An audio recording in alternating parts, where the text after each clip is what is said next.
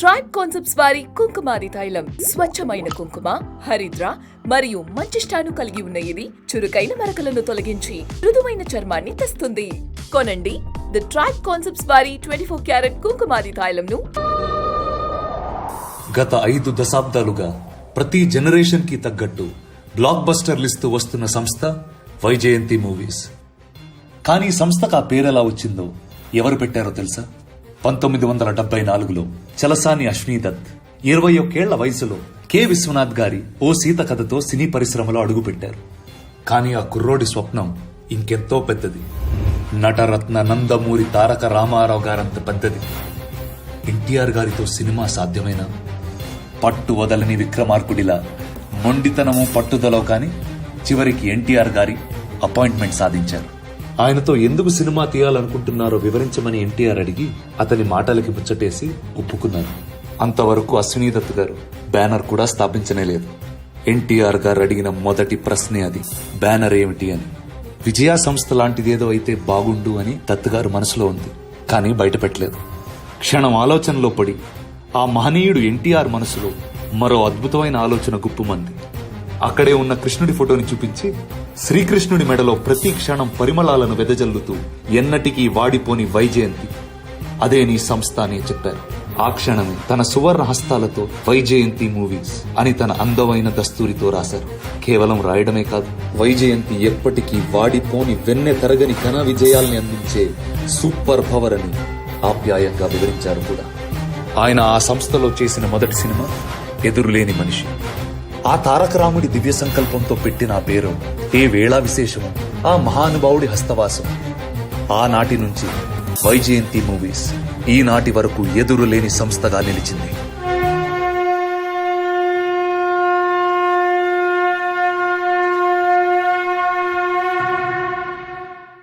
Vyjayanthi movies ఎదురులేని మనిషి నుంచి కల్కి 2898 AD వరకు 50 గ్లోరియస్ ఇయర్స్ తెలుగు సినిమా వాడి ఎంత ఉందో రుచి చూపించి భారతీయ సినిమా పరిశ్రమకి వేడి పుట్టించి అటు క్లాస్ ఇటు మాస్ ప్రేక్షకుల నాడి పట్టి బాక్స్ ఆఫీస్లో రికార్డుల పైడి పట్టించినటువంటి సంస్థ Vyjayanthi movies.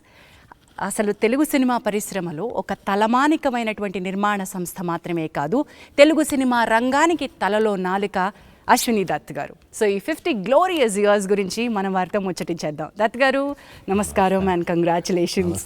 Thank you very much. అసలు ఏమేమి అద్భుతాలు సృష్టించారు. 50 ఏళ్ల ఈ ప్రస్థానం ఇదంతా ఒక ఎత్తు అయితే, ఈ కల్కి 2898తో మీరు సృష్టిస్తోంది ఒక ప్రభంజనం. అసలు ఈ ప్రభంజనాన్ని మీరు 50 ఏళ్ల నాడు వైజయంతి ప్రారంభం అప్పుడే శంఖం పూరించారా? ఎన్టీ రామారావు గారు నన్ను పిలిచి నామకరణం చేసిన తర్వాత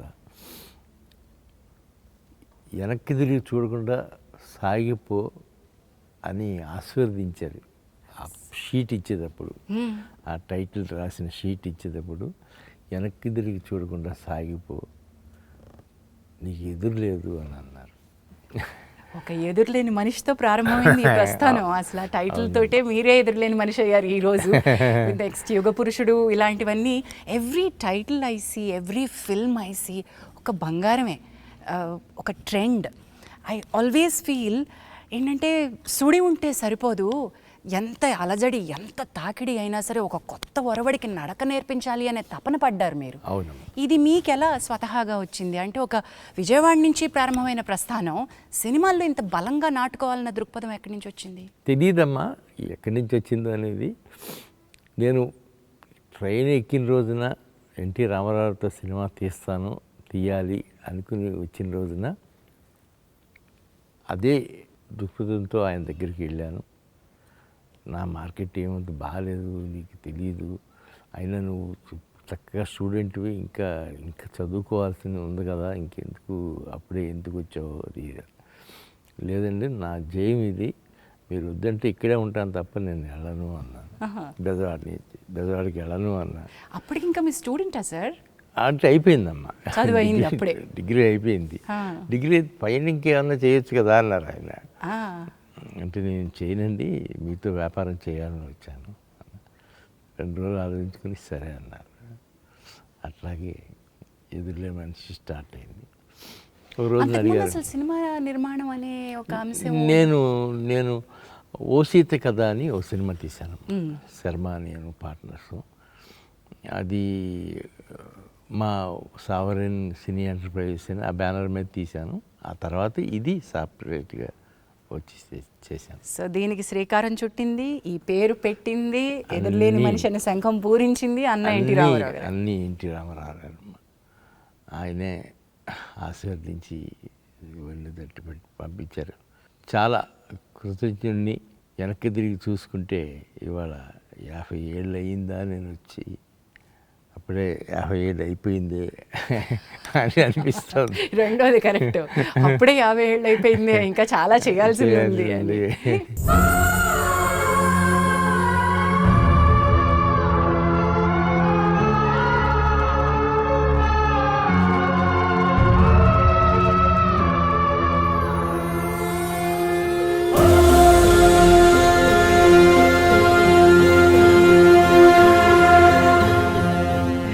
but there so much to learn from Vyjayanthi movies అండి. ఎందుకంటే మీరు ఒక ఫ్యాంటసీ కొత్త ఒరవడికి శ్రీకారం చుట్టినటువంటిది. అంటే ఒక తెలుగు సినిమా ఇండస్ట్రీకి నిర్మాణం ఎంత ఇంపార్టెంటో చెప్పిన సంస్థ ఇది నా ఉద్దేశంలో. ఎందుకంటే ఒక దర్శకుడి కళ, ఒక కథారచయిత బలం, ఇవన్నీ ఒక ఎత్తు అయితే అది నమ్మి ఆ ఫ్యాంటసీని తెరకెక్కించడానికి కూడా ఒక ధైర్యం కావాలి. What is it behind that fantasy? ఏం నమ్మారు మీరు? నేను అన్న ఎన్టీఆర్ గారితో సినిమా తీయాలి అనుకుని వచ్చాను. ఆయనతో ఫస్ట్ నేను అనుకుంది ఏంటంటే, నాగేశ్వరరావు గారి లాగా ఆయన డాన్సులు అవి చేయట్లేదు, అవి చేస్తే చాలా బాగుంటుంది. అదే చెప్పాను నేను ఫస్ట్ సిట్టింగ్లోనే. మీరు ఒక డాన్స్ అవి చేయాలండి ఈ సినిమాలో, అయ్యే ఉంటే చేద్దాం బ్రదర్ అన్నాను. అలాగే నేను ఏది అడిగితే అది చేశారమ్మా. ఆ సినిమాలో 5 పాటలు ఎన్నో ఉన్నాయి. 5 పాటల్లోనూ డాన్స్ చేశారు ఆయన. అమోఘం అని ఆయనే అనుకునేవారు. పేరు పెట్టడం ఒక ఎత్తు అయితే మీరు ఏకంగా ఆయన ఫోటోనే వైజయంతిలో కృష్ణుడు అవతారంలో పెట్టేశారు. పెట్టానమ్మా. That is the kind of worship that you had. యుగ పురుషుడు తర్వాత నుంచి మీరు, బాపయ్య గారు, రాఘవేంద్రరావు గారు, ఇది ఒక ట్రయో అయిపోయారు. అవునమ్మా. అది అసలు అద్భుతం. ఎలాంటి సినిమాలు తీశారు సార్. అవునమ్మా. Not just one. ఆ తర్వాత మీ అనుబంధం రామారావు గారితో, నాగేశ్వరరావు గారితో, కృష్ణ గారు, కృష్ణరాజు గారు, సోహన్ బాబు గారు, దాట్ వాజ్ వన్ జనరేషన్. ఆ జనరేషన్ అండ్ మీ అనుబంధం ఒక్కసారి చెప్పండి సార్. నేను రామారావు గారితో తీసినప్పుడు నేను చాలా చిన్నపిల్లండి. కాకపోతే నేను ఆ కాంపౌండ్ నుంచి బయటకు వచ్చేటప్పటికి అంత పెద్దలాగానే అయిపోయాను. అంతా ఎన్టీ రామారావుతో సినిమా తీసిన బ్యానర్ ఇది, ఎన్టీఆర్తో తీసిన బ్యానర్ ఇది అని కృష్ణరాజు గారు కానీ, కృష్ణ గారు కానీ, అందరూ శోభన్ బాబు గారు కానీ పెద్ద బ్యానర్లో చేస్తున్నాం మనం అని ఆ తృప్తి నాకు ఇచ్చారమ్మా. మీరు ఏ రోజు తగ్గలేదుగా. నిర్మాణపు విలువల్ని ఎంత ఇంపార్టెంట్గా భావించారు. అంటే నేను కేవలం పెద్ద స్టార్తో సినిమా చేయడం కాదు, వాల్యూస్ కూడా అంత బాగానే ఉండాలని నమ్మారు కదా సార్. ఉండాలి అనుకుని అలాగే అనుకుని చేసామమ్మా సినిమాలు. మొట్టమొదటి సినిమాకి రెండవ సినిమాకి ఎదురులే మనిషికి యుగ పురుషుడికి 2.5 సంవత్సరాల గ్యాప్ వచ్చింది. ఆ గ్యాప్లో విజయవాడ వెళ్తా వస్తాం అనేవాడు. తర్వాత యుగ పురుషుడు స్టార్ట్ అయింది. ఇంకా ఆ తర్వాత ఇక్కడి నుంచి ఎక్కువ గ్యాప్ ఇవ్వడానికి వీల్లేదు అనుకుని పెద్ద ఆయనతోనే అడిగి నాగేశ్వరరావు కృష్ణ గారితో మొదలుపెట్టి సినిమా తీసాం. When I look back sir, combination సినిమాలు అద్భుతంగా చేశారు సార్. ఇప్పుడు ఒక ఇద్దరు స్టార్స్ని, ఇద్దరు ముగ్గురిని కాంబినేషన్లో పెట్టుకుని చేయడం, అది ఒక రకంగా అప్పటికి ఒక కొత్త తరం, ఒక కొత్త పంథ అని అనుకుంటున్నాను నేను. అనుకుంటాం అయి ఉంటుందమ్మా అది. ఎందుకంటే నేను కూడా ఇండస్ట్రీలో ఉండిపోయి అది చూడలేదు. కానీ రామారావుతో అయిపోయిన తర్వాత నాగేశ్వరరావు కృష్ణ గారు, అలాగే శోభన్ బాబు గారు, బాలకృష్ణ గారు, కృష్ణరాజు గారు, నాగేశ్వరరావు గారు, వెంకటేష్ గారు, ఇలా కాంబినేషన్స్ చాలా మంచి కాంబినేషన్స్ కుదిరినాయి. ఇప్పుడు ఈ సినిమా వచ్చేటప్పటికి కల్కి నా జయం ఒకటి ఉండేదమ్మా. అందరితో తీశాను. కృష్ణరాజు గారు అబ్బాయితో ప్రభాస్తో సినిమా తీయాలి అని ఇదే చెప్పాను. నాగి నువ్వు ఆలోచించే స్క్రిప్ట్లో ఎక్కడన్నా ఒకటి ప్రభాస్కి వస్తుందేమో చూడు అని. అదే అనుకుంటున్నాను మావయ్య నేను. ఒక 4 ఏళ్ళ నుంచి నా స్క్రిప్ట్ ఒకటి మైండ్లో ఉండిపోయింది మహానటి తర్వాత. ఇప్పుడు దాన్ని తీసి పొదలు పెడతాను అని చెప్పారు. కథ రెడీ అయింది మావయ్య, ఒకసారి వింటారా అని వినిపించాడు. ఆ మోగం దీని గురించి ఎదురే ఉంది, వెళ్ళి ఆయనతో చెప్పి చెప్పుడు అని చెప్పాను. అట్లాగే వెళ్ళాడు, చెప్పాడు. ఆయన వెంటనే యాక్సెప్ట్ చేశారు. అండ్ నెక్స్ట్ వీక్ బాంబే వెళ్ళటం, ఆయనకి అమితాబ్ గారికి చెప్పటం, ఆయన వినటం, 1-2 సార్లు ఆలోచించుకోవటం, ఎట్లా చేస్తారు ఏంటి ఆయన అడగటం, ఇవన్నీ ఒక 2-3 వీక్స్ ఆయన వెంటనే ఓకే అన్నారు. ఆ తర్వాత ఎప్పటికో కానీ షూటింగ్ స్టార్ట్ అయిన తర్వాత కమల్ హాసన్ గారి గురించి ప్రపోజల్ రాలేదు. అప్పుడు ఆఖరిలో వచ్చినప్పుడు ప్రపోజల్ ఆయన కూడా వెంటనే దాదాపు 2 months టైం తీసుకున్నారు ఆయన, కమల్ హాసన్ గారు. తీసుకుని ఆయన వెంటనే ఓకే చేశారు. అంటే ఆయన నెగిటివ్ క్యారెక్టర్ ఉంది కదా నా దాంట్లో, ఎట్లా వస్తుంది ఏంటి అని ఆలోచించి ఆయన కూడా వెంటనే ఓకే చేశారు. వాళ్ళ పొద్దున్న సినిమా చూస్తూ ఉంటే నాకు అనిపించింది, ఇన్ని పాజిటివ్ క్యారెక్టర్స్, ఇన్ని నెగిటివ్ క్యారెక్టర్స్, ప్రభాస్ ఒక్కడి మీద ఆయన తలుచుకున్నాడు కాబట్టి ఆయనతో పాటు యావత్ క్యాస్టింగ్ అందరూ ఏకమై చేశారు ఈ cinema. Hats off to. Sir, అది అంటాం కదా, యూనివర్స్ మనం ఏదైనా ఒక బృహత్ కార్యాన్ని తలపెడితే మనకి తెలియకుండానే మనం కేవలం నిమిత్తం మాత్రం అయిపోతాం, అది దాని అంతటా అది చక్రం నడిపించేసుకుంటుంది అని. కల్కి 2898 AD is India's pride sir. This is a visual treat, నా భూతో నా భవిష్యత్, ఇంటర్నేషనల్ స్టాండర్డ్. ఇది మన తెలుగు గడ్డ నుంచి పుట్టిందా అని తెలుగువారే ఆశ్చర్యపోయే స్థాయిలో సినిమా. ఇది వైజయంతిస్ 50th ఇయర్ అవ్వడం అనేది యాదృచ్ఛికమో లేదా ఇది ప్లాన్డో తెలియదు, కానీ this is one of the mile stone for Indian cinema according to me sir.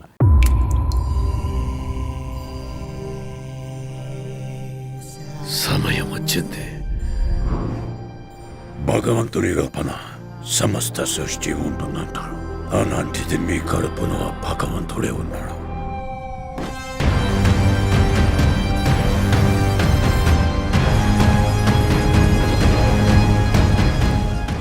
రేపటి కోసం ఈరోజుని చంపితే రేపేలా ఉంటుంది? నేను కాపాడుతా. ఒక పెద్ద బౌంటీ, 1 shot కాంప్లెక్స్కి వెళ్ళిపోతా.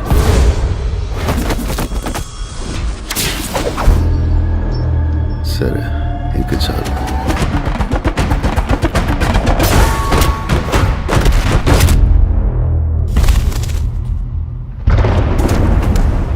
ఎన్ని యుగాలైనా ఎన్ని అవకాశాలు ఇచ్చినా మనిషి మారలేడు. ఒక్క ఫైట్ కూడా ఓడిపోలేదు, ఇది కూడా ఓడిపోను.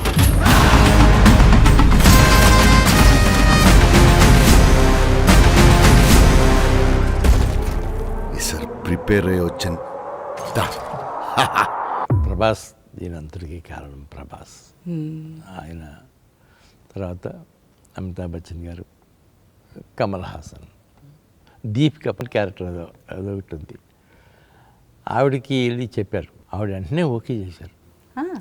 కథ వెంటనే ఈ భలే కథ అండి, ఇది మీరు బాగా ఆలోచించారు, నేను చేస్తాను, చెయ్యాలి ఈ సినిమా.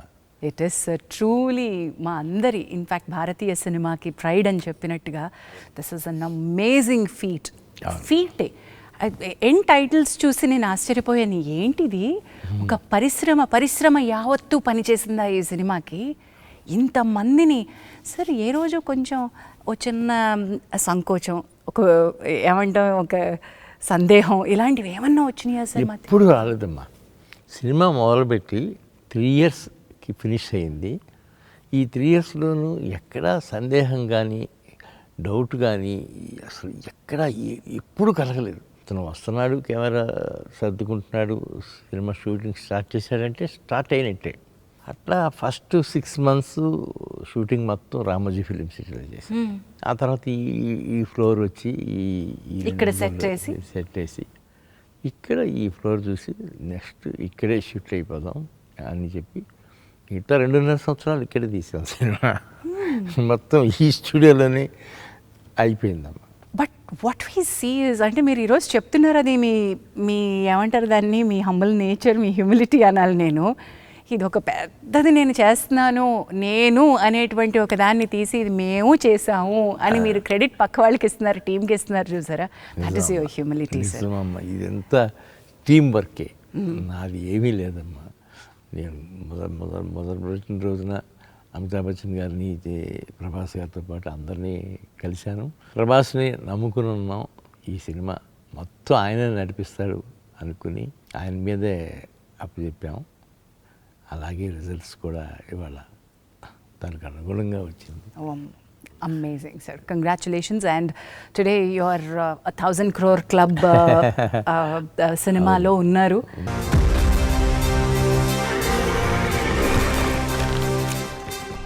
తన పేరు చరిత్ర మర్చిపోదు. సూర్యపుత్ర వైకర్త్ర కర్ణ.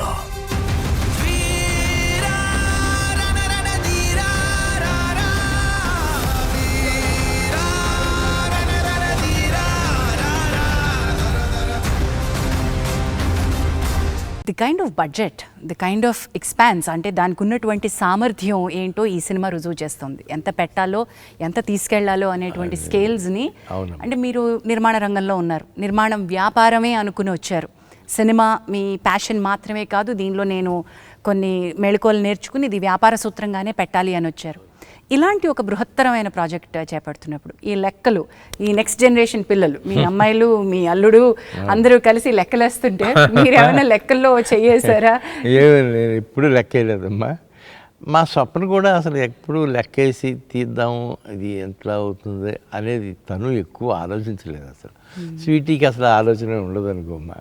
అసలు లెక్కకి అందుకోలేని సినిమా అమ్మ ఇది. అబ్సల్యూట్లీ, లెక్కకి అందుకోలేని సినిమా. ఎంత బాగా చెప్పారు అసలు. లెక్కకి అందుకోలేని సినిమా.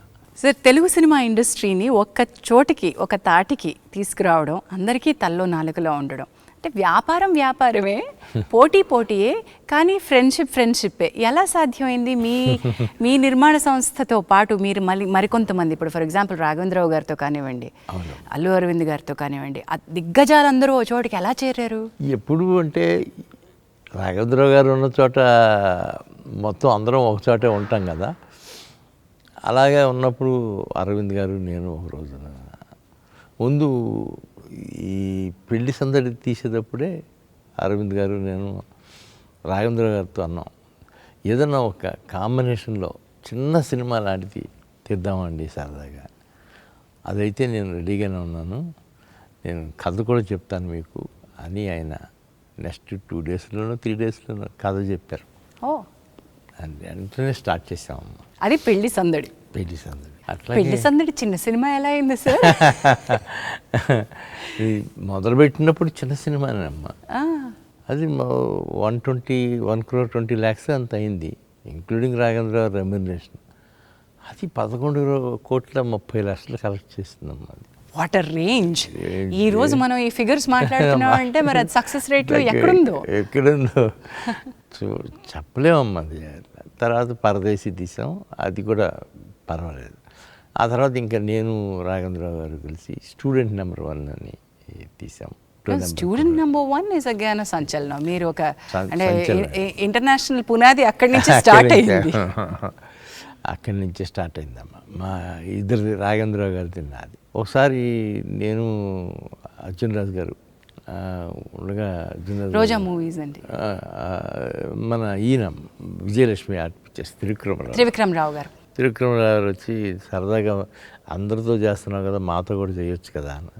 అలాగేనండి చేద్దామని నేను, త్రివిక్రమరావు గారు, దేవివర్ ప్రసాద్ కలిసి అమరాజీనామా. ఇది చూడండి, అంటే మనం సినిమా గురించి మాట్లాడినప్పుడు నిర్మాతలు ఒక్క చోటికి రావడం ఏంటి, ఒక స్నేహపూరిత వాతావరణంలో వ్యాపారం చేయడం ఏంటి. అట్లాగే అమరాజీనామా, అట్లాగే అది సూపర్ సక్సెస్ అయిందమ్మా. అది బాగా విపరీతమైన పేరు వచ్చింది.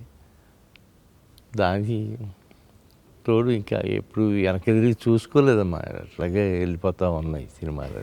బట్ ఐ మస్ట్ సే ఈ ఇండస్ట్రీలో ఫ్రెండ్షిప్ నిలబెట్టుకోవడం అనేది చాలా కత్తి మీద సాము లాంటిది. ఎప్పటికప్పుడు పరీక్షలు వస్తానే ఉంటాయి. మరి మీ బెస్ట్ ఫ్రెండ్స్, ఆ ఫ్రెండ్షిప్, ప్రయాణం అవన్నీ ఎలా జరుగుతూ వస్తున్నాయి ఇప్పటికీ? మీరు అందరూ అంతే ఆణిముత్యాలు. అవునమ్మా, నేను అరవింద్ గారు ఇప్పుడు కంటిన్యూ అవుతున్న వాళ్ళలో నేను అరవింద్ గారే ఉన్నాం ఇండస్ట్రీలో, అప్పటి నుంచి ఇప్పటి వరకు కూడా. అవును. అట్లాగే ఆయన పెద్దగా నాకు ఫోన్ చేసి ఎంకరేజ్ చేస్తుంటారు. ఏంటి ఆ సినిమాలు ఎలా తీస్తున్నారండి, మీకే తర్వాత ఏంటి, మీరే తీయగలుగుతారు ఇట్లాంటి అని ఆయన అంటుంటారు, నేను ఆయన అంటుంటాను. బట్ ఇప్పుడు ఒక కాంబినేషన్స్, తెరపై వెలిగినటువంటి ఒక ప్రభ మీ కాంబినేషన్లో ఒక ఒక అద్భుతాన్ని మేము చూసాం. అది జగదేక వీరుడు అతిలోక సుందరి. మీరు తలపెట్టినటువంటి యజ్ఞాల్లో చాలా యజ్ఞాలు ఒక ట్రెండ్ సెట్టింగ్ అయితే, జగదేక వీరుడు అతిలోక సుందరితోటి ఎక్కడెక్కడ రికార్డులు వర్షానికి కొట్టుకుపోయేలా చేశారు. తుఫాన్లో సినిమాని హిట్ చేశారు. జగదేక వీరుడు అతిలోక సుందరి మామూలు సినిమా కాదు. మరి దాని రిలీజ్ మామూలుగా ఎలా ఉంటుంది? 1990 మే 9న రిలీజ్ డేట్ ఫిక్స్ చేశారు. అప్పట్లో అతి పెద్ద బడ్జెట్, పాటలు ముందే రిలీజ్ అయ్యి సెన్సేషన్ క్రియేట్ చేశాయి. అన్నీ బాగున్నాయి అనుకుంటున్న టైం, సరిగ్గా అదే టైంకి అంటే 6వ తారీఖున తుఫాను వార్తలు మొదలు. సినిమా ప్రింట్స్ కూడా ఎలా పంపాలో తెలియని పరిస్థితి. భారీ వర్షాల దెబ్బకి ఎక్కడ ట్రైన్స్ అక్కడ ఆగిపోయాయి. చెట్లు, కరెంట్ స్తంభాలు కూలిపోయి మొత్తం రాష్ట్రం అతలాకుతలం. ప్రింట్స్ పంపడం ఎలా? కానీ రిలీజ్ అవ్వకూడదు. తుఫాన్ని ఎదిరించి చెప్పిన డేట్కి రిలీజ్ చేయాలని పట్టు. థియేటర్స్లో కూడా మోకాళ్ళ లోతు నీళ్ళు, చివరికి ప్రొజెక్టర్ రూమ్లో కూడా నీళ్ళే. అలాగే పాపం అక్కడక్కడ మార్నింగ్ షోలు పడ్డాయి. అన్ని అంచనాలున్న అంత భారీ సినిమా కళ్ళ ముందు భవిష్యత్ నీటి పాలైపోతుంది. చేసిన పబ్లిసిటీ అంతా వర్షాలకి మట్టి కొట్టుకుపోయింది. ఇక కూర్చొని బాధపడితే ప్రయోజనం లేదు. విజయవాడ వెళ్ళి జరగాల్సింది ప్లాన్ చేద్దామని అశ్విని దత్ గారు, రాఘవేంద్ర గారు విజయవాడ వెళ్ళారు. 11వ తారీఖున విజయవాడ వెళ్ళగానే ముందు రాఘవేంద్రరావు గారిని మనోరమ హోటల్లో దించి దత్ గారు తన ఇంటికి వెళ్ళారు. ఇంట్లో కరెంట్ లేదు. ఓ చిన్న లాంతర్ వెలుగులో దత్ గారు, శ్రీమతి, ఫాదర్ ధర్మరాజు గారు, దత్ గారు ముగ్గురు ఆడపిల్లలు భోజనం చేస్తున్నారు. ఇంట్లో చీకటి, దత్ గారి మనసులో చీకటి. అప్పుడు దత్ గారు చాలా నిరాశగా, ఇదే నా ఆఖరి సినిమా ఏమో అన్నారు ఫాదర్తో. ఆ మహానుభావుడు వెంటనే, ఏం పర్వాలేదు, మంచి సినిమా తీసావు, సెటిల్ అవుతుంది, ముందు భోంచే అని ధైర్యం చెప్పారు. మర్నాడు పక్కనే ఉన్న గుంటూరు మంగా థియేటర్కి దత్ గారు, రాఘవేంద్ర గారు కలిసి వెళ్తే అక్కడ వాతావరణం వేరేగా ఉంది. క్లాస్ ఆడియన్స్ ఉండే బాల్కనీలో జనం మాస్ ఆడియన్స్లా రెచ్చిపోతున్నారు. చప్పట్లు, ఈలలు, గోల గోల. ఆశ్చర్యం ఇంకా చిన్న ధైర్యంతో గుంటూరు నుంచి తెనాలి బయలుదేరారు దర్శక నిర్మాతలు ఇద్దరు. అప్పుడే ఓ మరుపురాని సంఘటన. ఎన్టీ రామారావు గారు ఆ టైంలో మాజీ ముఖ్యమంత్రి, అపోజిషన్ లీడర్ హోదాలో తుఫాన్ ప్రాంతంలో టూర్ చేస్తూ అక్కడ ఎదురయ్యారు. దత్ గారు, రాఘవేంద్రరావు గారు కారు ఆపి ఆయన్ని కలిశారు. ఎన్టీఆర్ గారు అప్పుడు గంభీరంగా, సినిమా రిపోర్ట్ బాగుంది, సెటిల్ అయిపోతుందిలేండి బ్రదర్, కంగారు పడకండి, నేను చెప్తున్నాను అని ధైర్యం చెప్పి తన ప్రోగ్రాంలోకి వెళ్ళిపోయారు. ఆయన దగ్గర నుంచి వచ్చి కారెక్కబోతుంటే ఓ పల్లెటూరి వ్యక్తి సైకిల్ మీద అరటిపళ్ళతో వస్తూ అశ్విని దత్ గారిని, రాఘవేంద్రరావు గారిని చూసి పరిగెత్తుకు వచ్చి, ఇప్పుడే సినిమా చూశాను, అదిరిపోయింది, సంవత్సరం ఆడుద్ది అని గట్టిగా అరిచాడు. దత్ గారు, రాఘవేంద్రరావు గారు ఊపిరి పీల్చుకున్నారు. ఇంకా అక్కడి నుంచి సినిమా విజయ విహారం. నాన్ స్టాప్గా ఊరూరా వాడవాడలా చెలరేగిపోయింది.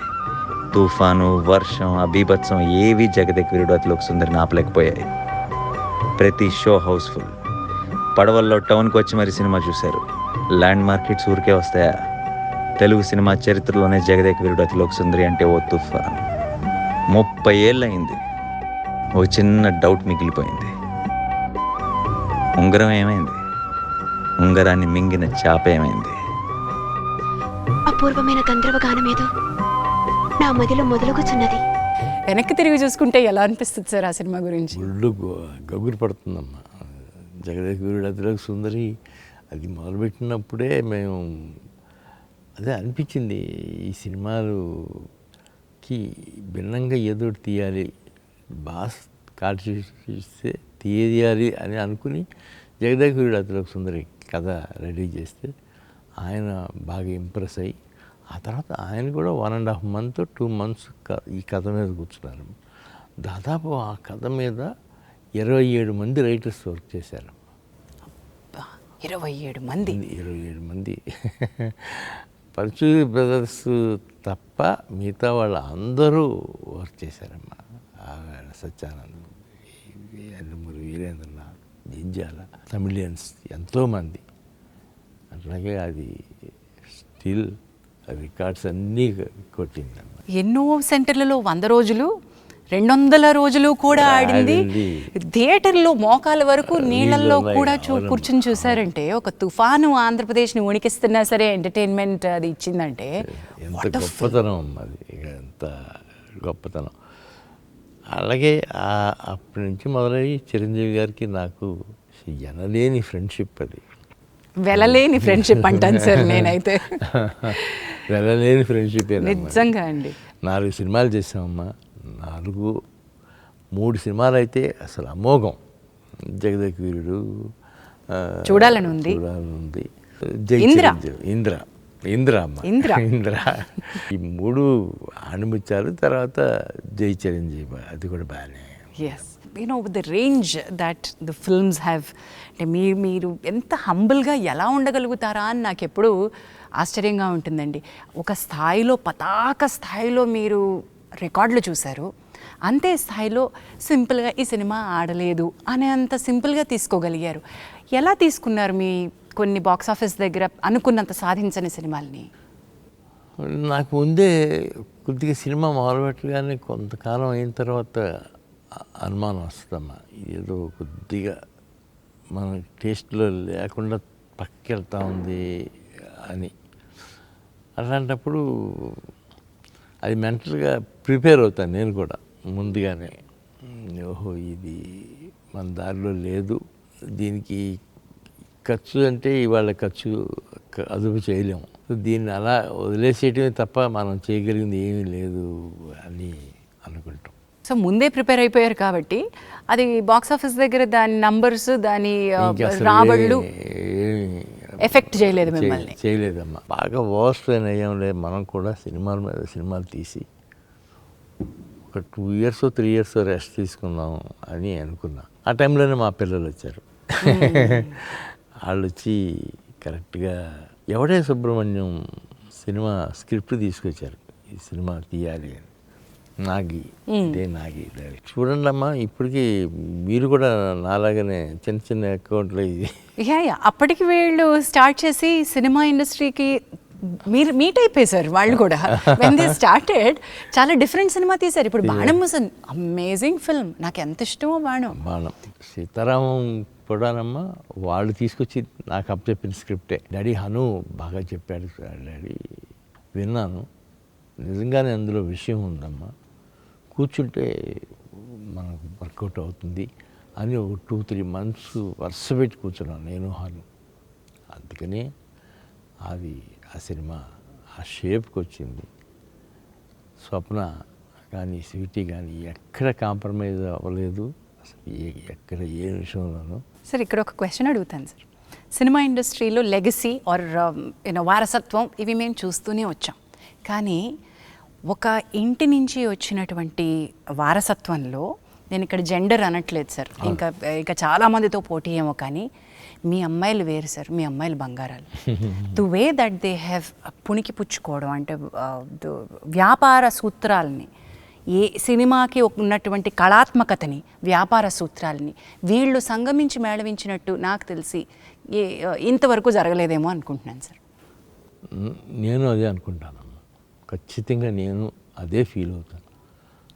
నా పిల్లలు కదా వీళ్ళు ఎంత కష్టపడుతున్నారు.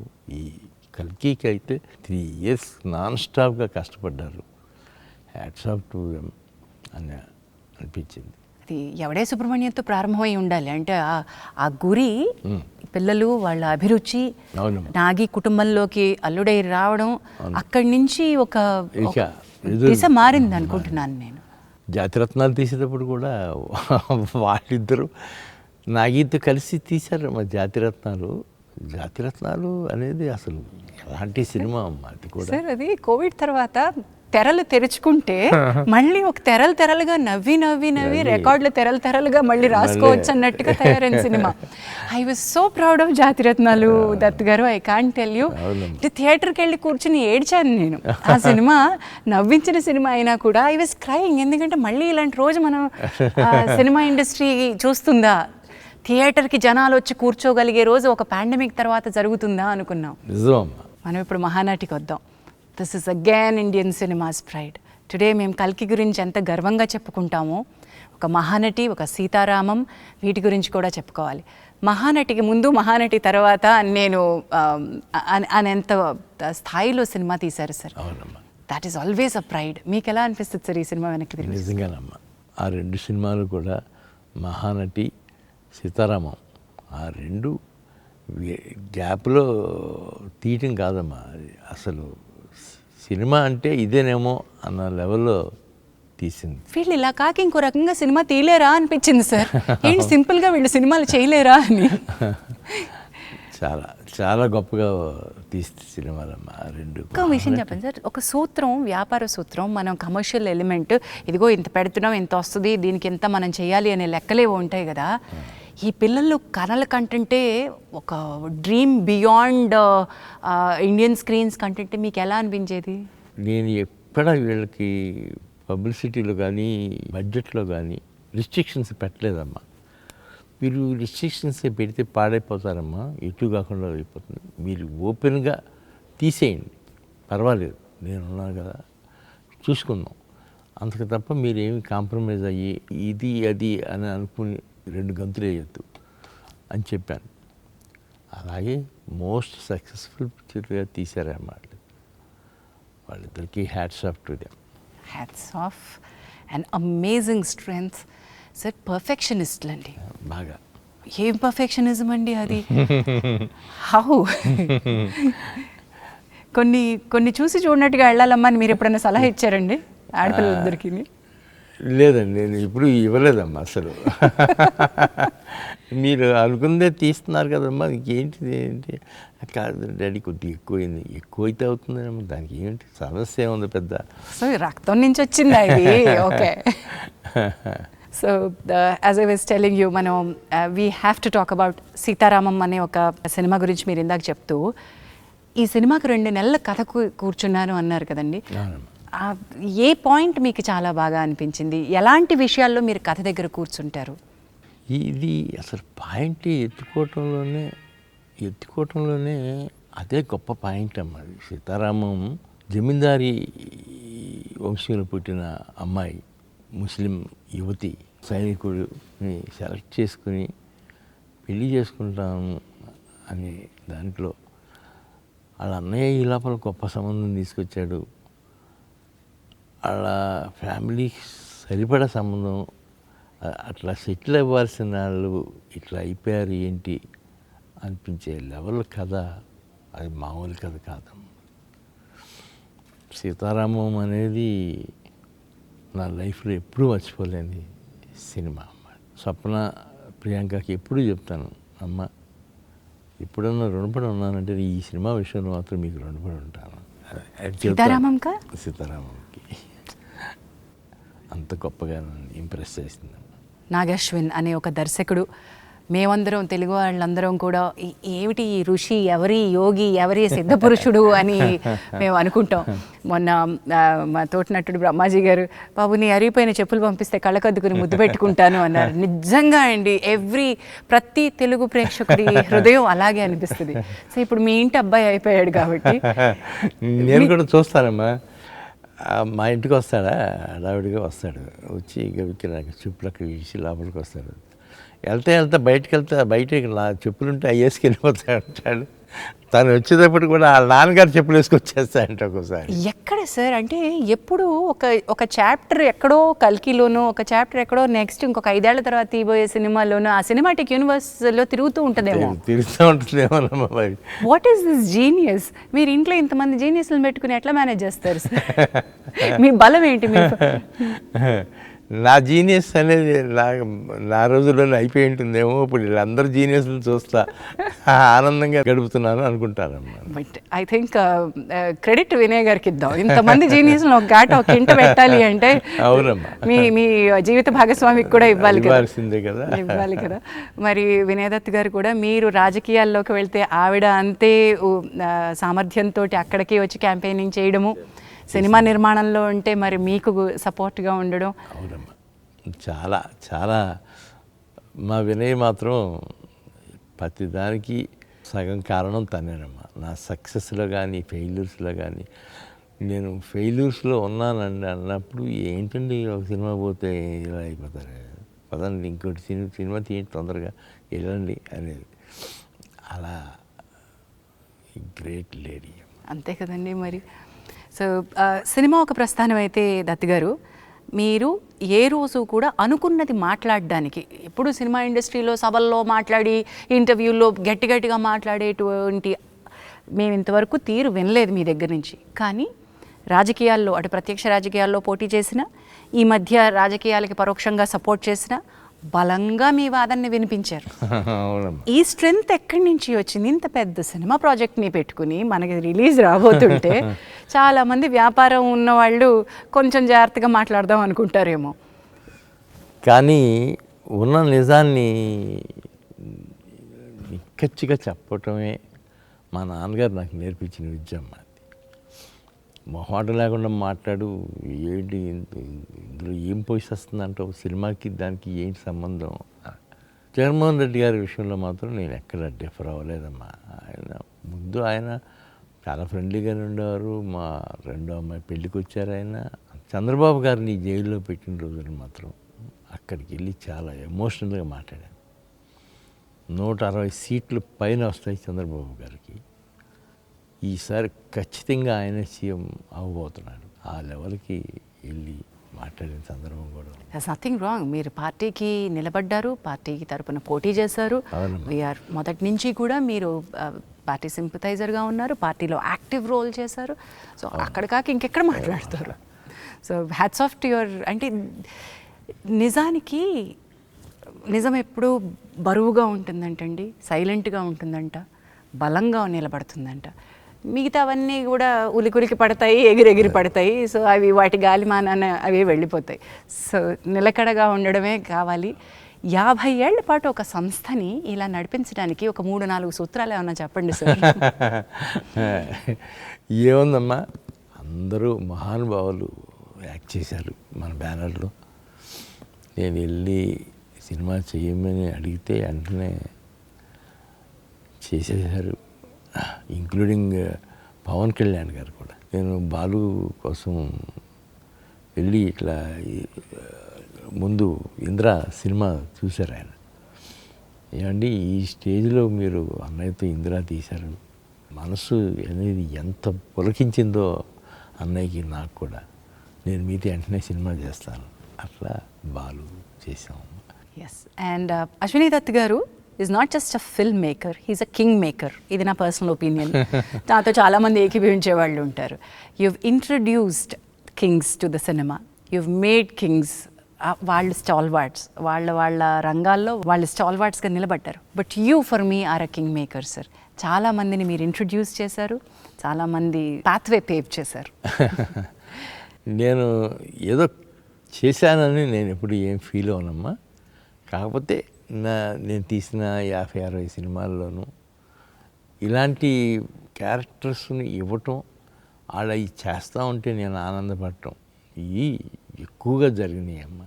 I'm very happy for that. Yes. మీ అంటే పిల్లలు నెక్స్ట్ జనరేషన్ రావడం ఒక ఎత్తు అయితే, ఇప్పుడు చిరంజీవి గారు, కృష్ణ గారు మీ బ్యానర్లో వర్క్ చేసినట్టయితే వాళ్ళ పిల్లల్ని కూడా మీ బ్యానర్ నుంచి ఇంట్రడ్యూస్ చేయాలనుకోవడం, అది వాళ్ళు కూడా మిమ్మల్ని నమ్మి ఇచ్చినటువంటి బాధ్యతే కదండి. ఇచ్చిన బాధ్యతేనమ్మా. ఫస్ట్ కృష్ణ గారమ్మా, నెక్స్ట్ చిరంజీవి గారు, అందరూ అరవింద్ గారు, తారక రత్న, ఒకటో నెంబర్ కుర్రారు కానీ తారక్ స్టూడెంట్ నెంబర్ 1 అన్నీ అట్లా వచ్చినాయనమ్మా. ఆ సీజన్లో నేను కూడా రాఘవేంద్ర గారు పక్కన ఉండేవారు కాబట్టి కొన్ని సినిమాలు ఆయనతో పాటు పార్ట్నర్షిప్లో తీసాం కదమ్మా. 2-3 సినిమాలు తీసాం. దర్శకేంద్రుడి మ్యాజిక్ టచ్ తోటి ఎక్కువ వచ్చిన బట్ దెన్ అది ఆ చొరవ ఇది మీ మీద నిర్మాణ సారథ్యం బాధ్యత పెడితే ఎంత ఎఫెక్టివ్గా మీరు వర్క్ చేయగలుగుతారనే నమ్మకం కూడా ఈక్వల్లీ ఇంపార్టెంట్. నిజమమ్మా. మీరు నాకు సూత్రాలు చెప్పలేదు అటువే. సో 50 ఏళ్ళ ఈ గ్లోరియస్ ఇయర్స్లో ఒక నిర్మాణ సంస్థకి ఫస్ట్ మీరు చెప్పింది యాక్టర్స్, అవునమ్మా. నెక్స్ట్ ఇంకేం కావాలి? నెక్స్ట్ మన గుడ్డి ధైర్యమేనమ్మా. గుడ్డి ధైర్యం, అయ్యో బాబోయ్, దాన్ని గుడ్డిగా నమ్మడం కష్టం సార్. అలా కుదిరిందమ్మా అంతే. కథని నమ్మడము లేదా దర్శకుడిని వినడము, దానిలో మన జడ్జ్మెంట్, ఇక్కడ గుడ్డిగా ఉండడం కంటే ఇప్పుడు మీరు చెప్పారు 2-3 నెలలు కూర్చున్నారు, 27 మంది రచయితలు కూర్చున్నారు. It is not just blind అనుకుంటున్నాను సార్. లేదమ్మా, ఆ సినిమా వరకు అది నిజంగానే మీరు అన్నట్టు బ్లైండ్ కాదు. అది అట్లాగే 27 మంది రైటర్స్ అవసరం అనుకున్నప్పుడల్లా పిలిచామమ్మా. దానికి మాత్రం నేను ఎప్పుడు హ్యాట్స్ ఆఫ్ టు చిరంజీవి గారు, హ్యాట్స్ ఆఫ్ టు రాఘవేంద్ర గారు. వాళ్ళిద్దరూ దాదాపు 3 months నా అపార్ట్మెంట్, మద్రాస్ అపార్ట్మెంట్లో వీళ్ళందరినీ కలిసి కూర్చొని వండుతుంటే అది కదా సినిమా అంటే గొప్పతనం అది అనిపించిందమ్మా. దత్ గారు, one quick round up. Today కల్కి 2898 AD, ఇది కలికాలం. ఎప్పటి వరకు కల్కి ఎప్పుడు వస్తారో తెలియదు, కానీ మా అందరికీ కూడా ఎదురు చూపులు వదిలేసి వెళ్ళిపోయారు. The last it's a cinematic verse. ఇందులో ఎన్ని సినిమాలు వస్తాయో మాకు తెలియదు, ఎన్ని కథలు ఎన్ని క్యారెక్టర్లుగా చెప్తారో మాకు తెలియదు. బట్ మేము చూడాలనుకుంటున్న ఇమ్మీడియట్ నెక్స్ట్ భాగం సంగతి ఏంటి? దాని నుంచి మాకు ఏమైనా కొంచెం ముందు తురుపు ముక్కలు వదులుతారా? దాని నెక్స్ట్ భాగం రెడీగానే ఉందమ్మా. ఈ ఇయర్ ఎండింగ్కి రెడీ అవుతుంది అది. సో వాట్ ఈస్ ప్రాజెక్ట్ కే అని మొదలుపెట్టారు. ఆ ప్రాజెక్ట్ కే అనే ఆసక్తిని కలిగించి ఇప్పుడు కల్కి నెక్స్ట్ ఏమవుతుంది అనే ఆసక్తిని రగిలించి వాట్ ప్రభంజనాలు సృష్టిస్తున్నారో, దీని సామర్థ్యం ఇంకా ఎంత ఉందో మనం వేచి చూడాల్సిందే. వైజయంతి మూవీస్ పేరు పెట్టింది ఎన్టీ రామారావు గారు. వారు మీకు ఆల్మోస్ట్ గురు సమానులు, దైవ సమానులు అనే మీరు అంటారు. మరి మీకు తల్లిదండ్రుల బలం కూడా ఎక్కువ ఉంది. నాన్నగారు ఆశీస్సులతోటి వారి ప్రెజెన్స్ అని వేసి ప్రతిసారి దాని తర్వాత వచ్చే టైటిలే నాన్నగారికి. ఆయనకి ఎప్పుడు క్రెడిట్ ఇస్తారా మీరు? ఎప్పుడు నాన్నగారు గురించి నేను మర్చిపోలేనమ్మా. ఆయన లేకపోతే నేను లేను కదా. ఒక్కగానొక్క కొడుకుని అని అల్లారు ముద్దుగా పెంచారు. నేను ఈ సినిమా రంగంలోకి వెళ్తాను అన్నప్పుడు ఆయన మనసు కొద్దిగా బాధపడి ఉంటుంది. వారు అప్పటికి ఏ రంగంలో ఉన్నారండి? అప్పుడు ఆయన ఎలక్ట్రికల్ కాంట్రాక్టర్. వారు వ్యాపార రంగంలోనే ఉన్నారు. వ్యాపార రంగంలో కూడా మంచి రంగంలో ఉన్నారు. ఆ తర్వాత నా దగ్గరికి వచ్చేసారు, ఇక నాతో పాటు ఉండేవారు. సినిమా గురించి ఏమీ తెలియని ఒక కుటుంబం నుంచి మీరు ఏ కళని మోసుకుంటూ హైదరాబాద్ వచ్చారు సార్? విజయవాడ నుంచి చెన్నై ఎలా వెళ్ళారు? నిజమేనమ్మా, అది నాకే ఆశ్చర్యం అనిపిస్తుంది. నేను చూసే సినిమాలు లైబ్రరీ లాగా వాడుకుని వీటిలో నుంచి వచ్చాను. రామారావు గారిని నాగేశ్వరరావు గారి లాగా డ్యాన్స్ చేయించాలి అనుకునే దీంతో వచ్చి సినిమాలు తీయటం అంటే జోక్ కాదు కదమ్మా. అండ్ దానికి తోడు మీ తల్లిదండ్రులు మీరు ఒప్పించి రావడం, దీనిలో వ్యాపారంలో డబ్బులు పెడతారంటే, పైగా సినిమా అనగానే కొంచెం కంగారు ఉంటుంది. పడతారు అసలు. అలాంటిది మా నాన్నగారు కొద్దిగా హెసిటేషన్గా ఉంటే మా అమ్మగారు ఏం లాభం లేదు, వాడు ఏం చెబితే అది చేయాల్సిందే, మీరు ఒక సినిమా చేస్తారు ఏమవుతుంది, తీయించండి పోనీ అని గట్టి పట్టుబట్టింది మా అమ్మ. ఇంకా అలాగే ఒక సినిమా అంటే ఎక్కడ ఆగుతుందమ్మా అది. అలాగే ఎదురులేని మనిషి దగ్గర నుంచి ఆయన కూడా ఇంప్రెస్ అయిపోయారు మా ఫాదర్. సో తర్వాత సినిమా నిర్మాణంలో వారేమన్నా ఎప్పుడన్నా ఒక సలహా ఇవ్వడమో లేకపోతే మీకు ఏమన్నా పాలు పంచుకోవడం ఎప్పుడు ఉండేదమ్మా, డిస్కషన్ జరుగుతూ ఉండేది. చాలా బాగా తీశారు, ఇది ఒకటి ఈ కొద్దిగా అది జాగ్రత్త పడి ఉంటే పోయేదిరా రావేసిందాం, సరేలే ఏముందిలే మళ్ళీ ఇంకో సినిమా తీస్తాం. రావచ్చమ్మా మంచి సినిమా సార్, మంచి సినిమా, నాకు చాలా ఇష్టమైన సినిమా. బట్ దాన్ని మీరు అన్నట్టుగా ఎక్కడో చోట కథలో ఆ టైంకి లోపం ఉంది కానమ్మా. ఆర్ఎల్స్ అది చాలా చాలా క్లాసీగా తీసిన సినిమా సార్. క్లాసీగా తీసిన సినిమా. మీరు ఏ లెవెల్ని, సినిమా స్థాయి ఎంత పెట్టాలో దానికి ఏ రోజు తగ్గించలేదు. ఇన్ఫ్యాక్ట్ సినిమా స్థాయిని ఎప్పటికప్పుడు అలా పెంచుకుంటూ వచ్చారు sir. The way that you made films, you believed, మీరు కథని నమ్మారు, మీరు దర్శకుడి యొక్క విజన్ని నమ్మారు, ఆ స్టార్ యొక్క వాల్యూస్ని ఏమాత్రం తగ్గించలేదు. అదే మీ బలం అనుకుంటాను సార్ నేను. నిజమేనమ్మా, నేను కూడా వెనక్కి తిరిగి చూసుకుంటే నా సినిమాలు అన్నీ మిగతా సినిమాల కంటే చాలా డిఫరెంట్గా ఉంటాయి. మిగతా ప్రొడ్యూసర్స్ తీసే సినిమాల కంటే మరి నా అదృష్టం అనుకోవాలా లేకపోతే నేను సెలెక్ట్ చేసిన విధానం ఏంటో తెలియదు, కానీ దత్ సినిమా వస్తుంది, అమ్మయ్య కాలక్షేపం జరిగిపోద్ది, సమ్మర్లో కానీ వింటర్లో కానీ ఎక్కడైనా సరే అనే మాట ప్రేక్షకులు ఒక సరికొత్త. Entertainment is not a business, the business of entertainment is prime. అంటే అది ఎలాగా చెప్పాలి ప్రేక్షకులకి? మీరు ఒక పంటనిచ్చారు.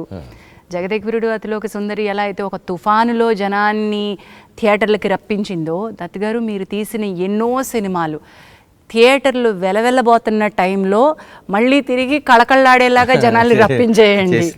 అది మీకే కుదిరింది. ఇది కల్కి వచ్చే ముందు ఒకసారిగా ఏంటి అనాలిసిస్ అంటే 6 నెలలు దాదాపు 7 నెలలు 9 నెలల నుంచి సినిమా లేదు సార్. స్తబ్దత థియేటర్లన్నీ మూసేస్తున్నారు.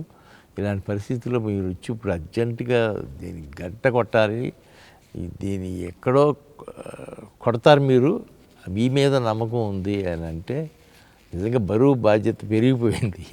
జయగంట కొట్టారు సార్, మామూలు గంట కూడా కాదు. తిరిగి రమ్మనే జయగంట కొట్టింది కల్కి. అండ్ విజయ ఘంటా పదంలోకి దూసుకెళ్ళిపోతుంది. ఇంకా ఎక్కడికి వెళ్తుందో, దీని సామర్థ్యం ఎక్కడుందో అన్న తెలియదు, ఇప్పట్లో ఏమీ తెలియదు. ఇవాళ సడన్గా ఇవాళ ఏమైనా తగ్గుతాయి అనుకుంటే నిన్న బాగానే ఉంది, ఇవాళ మళ్ళా బాంబే నుంచి ఇక్కడి నుంచి ఎక్కడి నుంచి అదే ఫోన్లు అయ్యే కలెక్షన్స్ మారుమోగిపోతూ ఉన్నాయి. యూ యాజ్ అ ప్రొడ్యూసర్ ఒక multi starrer, multi language starring. ఇందులో మీరు గమనిస్తే నాగీస్ విజన్లో రకరకాల జాతుల సమ్మేళనం కనిపిస్తుంది. యాక్టర్స్లో కూడా కన్నడ, తమిళ, మలయాళ, బెంగాలీ, ఎన్ని రకాలు, ఎంతమంది ఆర్టిస్టులు. అంటే నేను అమితాబ్ బచ్చన్ గారు, దీపికా పడుకోన్, ఇలా ప్రభాస్ గారిని పక్కన, ఇలా పెద్దవాళ్ళని పక్కన పెడితే ఎలాంటి కాస్ట్ అండి, ఎలాంటి ఆర్టిస్టులు. ద వే దట్ విజన్కే అందనంత గొప్పగా తీశారు. అది entire credit goes to Nagi and my 2 daughters. అంతేనమ్మా. నేను తక్కువ వెళ్తూ ఉండేవాడిని షూటింగ్లకి. నేను వెళ్ళినప్పుడల్లా ప్రభాస్, అమితాబ్ బచ్చన్ గారు, కమల్ హాసన్ వీళ్ళు ఎవరున్నా నేను వెళ్ళేవాడిని. కానీ the credit goes to my daughters. You must be a proud father than a proud producer. Yes, డెఫినెట్గా అమ్మా, ప్రౌడ్ ఫాదర్. పుత్రికోత్సాహం అనుభవిస్తున్నారు దత్ గారు. నిజంగా మా గుండెల నిండా పండగగా ఉంది మీకు. I wish and bless that ఈ కల్కి ప్రస్థానం ఎన్ని సినిమాటిక్ యూనివర్స్లో ఎన్ని సినిమాలు వస్తే అన్ని ప్రస్థానాలకి ఇదే జయగంట కొట్టాలని కోరుకుంటున్నాను సార్. సో టాకింగ్ అబౌట్ థియేటర్కి జనాలు రప్పించడం, ఇంకోటి కూడా గుర్తు చేస్తాం మీకు, మహానటి టైంకి కూడా అదే జరిగింది. కొంత సైలెంట్గా ఉన్న పీరియడ్లో మహానటి థియేటర్లకి జనాన్ని ప్రభంజనంలో రప్పించింది. అవునమ్మా. అది ఈవెన్ శుభలగ్నం కూడానమ్మా. శుభలగ్నం నా పర్సనల్గా నాకు అప్పుడు ఏదో 1-2 ఫెయిల్యూర్స్ తగిలినాయి. ఆ తర్వాత కృష్ణారెడ్డి గారు ఒకరోజు ఆఫీస్కి వచ్చి, ఏంటంటే ఖాళీగా ఉన్నారేంటి, మీరు సినిమా మొదలు పెట్టండి, నేను చేస్తాను అన్నారు వచ్చి. అరే ఏదో వండర్గా ఉంది కృష్ణారెడ్డి గారు, మీరు చేస్తారంటే నేను వెంటనే మొదలు పెడతానని. వెంటనే మొదలుపెట్టామమ్మా. శుభలగ్నం కథ చెప్పి వెంటనే ఆయన సినిమా తీసిచ్చారు. అది అందుకని కృష్ణారెడ్డి గారు ఒకటి నేను ఎప్పుడూ మర్చిపోతాను. సో దాట్ ఈస్ ఆల్సో, మీరు అప్పటి వరకు చేసిన సినిమాలన్నీ ఒక ఎత్తు అయితే, శుభలగ్నం కూడా ఒక చిత్రమైన ఫ్యామిలీ జానర్లో వచ్చిన సినిమా. అలాంటివి ఎప్పుడు అసలు రాలేదమ్మా, ఎప్పుడు చేయలేదు కదా ముందు. తర్వాత మళ్ళీ చేశారో లేదో తెలియదు, కానీ తర్వాత కూడా చేయలేదు అమ్మా. ఎక్కడో చోట చిన్న ఫ్యాంటసీనో లేకపోతే స్కేల్ ఎక్కువ ఉన్న సినిమా మీది. సినిమాకి నార్మల్ కథ నార్మల్గా ఉంటే మీకు ఆనవేమో అనుకుంటూ ఉంటాను సార్ నేను. ఒక స్థాయి పెద్దగా ఉండాలి దానికి. దెన్ ఆల్సో అదర్ లాంగ్వేజెస్ గురించి మాట్లాడుకుందాం. మీరు కేవలం తెలుగు ప్రొడ్యూసర్గా ఆగిపోలేదు, మీ సినిమాలు అదర్ లాంగ్వేజెస్లో మీరే తీశారమ్మా. నేనే తీశాను. అవన్నీ కూడా బాగానే సక్సెస్ఫుల్గానే రన్ అయినాయమ్మా. నాకు కూడా హిందీ డిస్ట్రిబ్యూటర్స్, హిందీ వాళ్ళందరూ కూడా బాగా కోఆపరేట్ చేశారు. నిజంగా మేమందరం మీ 50 సంవత్సరాల పండుగని తెలుగు ప్రేక్షకులు పండుగ చేసుకునే విధంగా కల్కినిచ్చారు sir. Wonderful, and God bless you and your family abundantly. Thank you sir. Thank you.